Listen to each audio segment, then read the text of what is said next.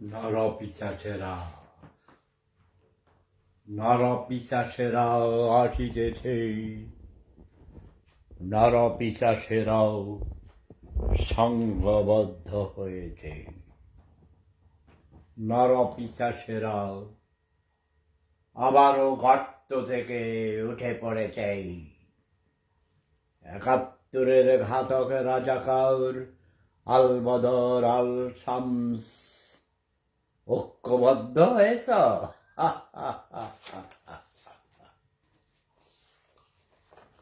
তোদের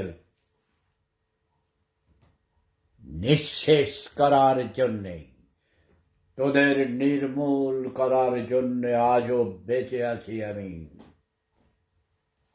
হাজারো বাধার পরেও, অগণিতবার অপারেশনের পরেও, ক্যান্সারের রোগী হয়েও আজও আমি বেঁচে আছি।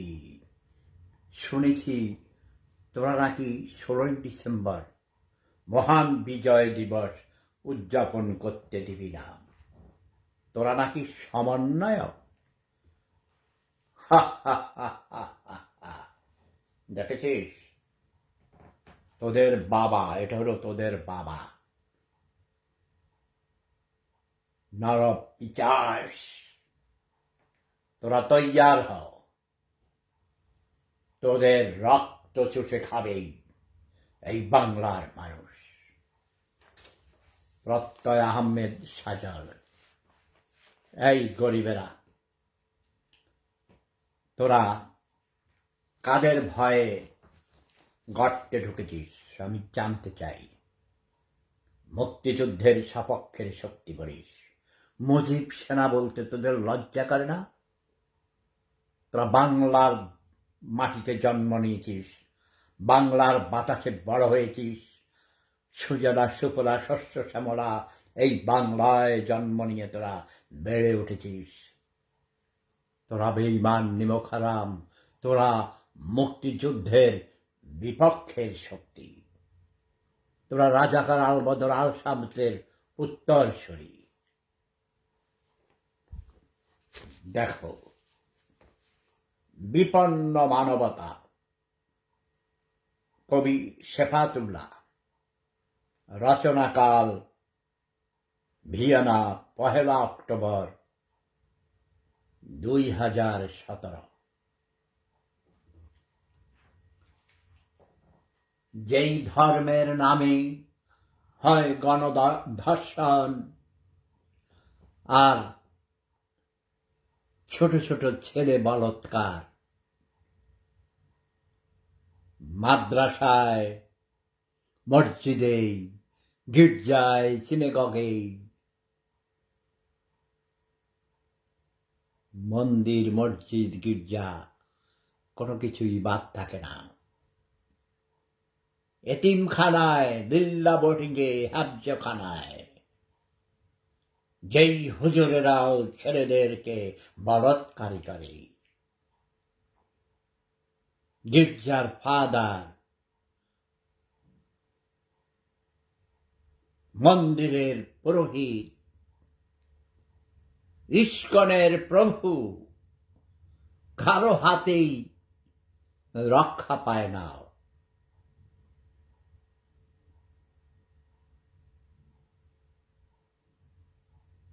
যেই ধর্মের নামে হয় গণধর্ষণ আর লক্ষ মানুষ নিধন, সেই ভুয়া ধর্ম মানে না জনগণ। ভুয়া ধর্মের মুখোশধারী দেখতে মানুষের মতন, কর্মে পশুর চেয়েও অধম। নরপশুদের জুলুম, অত্যাচার, নির্যাতন রুখতেই তরুণরা ঐক্যবদ্ধ হয়ে গড়ে তুলেছে নবজাগরণ। সত্য প্রতিষ্ঠিত হবেই হবে। মিথ্যাচারীরা অতীতেও পরাজিত হয়েছে, ভবিষ্যতেও হবে। রোহিঙ্গারাও মানুষ, যারা ইস্কন করে তারাও মানুষ, যারা মুসলমান তারাও মানুষ, যারা খ্রিস্টান, বৌদ্ধ, যারা হিন্দু তারাও মানুষ, যারা মানুষের পাশে নেই তারা অমানুষ। কেমন হলো? এই দেখেছিস এটা কার ছবি দেখেছিস? টিক্কা খান 1971 সালের মহান মুক্তিযুদ্ধ চলাকালীন সময়ে 30 লক্ষ মানুষের প্রাণ যে কেড়ে নিয়েছে, প্রায় 5 লক্ষ মা বোনের ইজ্জত লুটেছে। ওই সময় পাকিস্তানিদের প্রাণ ছিল তারা বাংলাদেশে কোনো মানুষ রাখবে না, সব মেরে ফেলবে।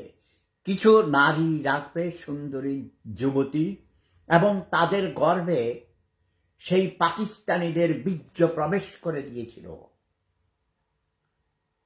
তাদের লক্ষ্য ছিল তাদের বীর্য থেকে কিছু সন্তানের জন্ম হবে, সেই সন্তানেরা হবে এই বাংলার বেঈমান। আজ যারা বাংলার মাটিতে মানুষ হত্যা করছিস, হাজার হাজার পুলিশকে পুড়িয়ে হত্যা করেছিস, যারা থানা লুটপাট করেছিস, তারা কারা? তারা কারা বল? তারা তোদের মধ্যেই বেড়ে ওঠা এই বাংলার মানুষ। তারা বেঈমান, তারা নিমক হারাম, তারা মির্জাফর, নব্য মির্জাফর, নব্য রাজাকার, নব্য আল বদর, নব্য আল শামস। তারা সমন্বয়ক। সমন্বয়ক। এই আমার জুতা করে, এই জুতা দিয়ে বহ পিটিয়েছি, শেখ হাসিনার গালের দাঁত ফেলে দিয়েছিলাম। এমন কোনো নেই অজাত কুজাত ছোট লোক ভণ্ডবাদ মাইক যে আমার এই জুতার বাড়ি খায় নাই। আজকের এই জুতার বাড়ি শুধু সমন্বয়কদের জন্য, আর ওদের গুরু আসিফ নজরুলের জন্য। তারও ওস্তাদের ওস্তাদ ডক্টর মোহাম্মদ ইউনুসের জন্য। ডক্টর ইউনুস জোরে জোরে মাস্কারা করে, ডক্টর ইউনুসের ডান গালে, ডক্টর ইউনুসের বাম গালে।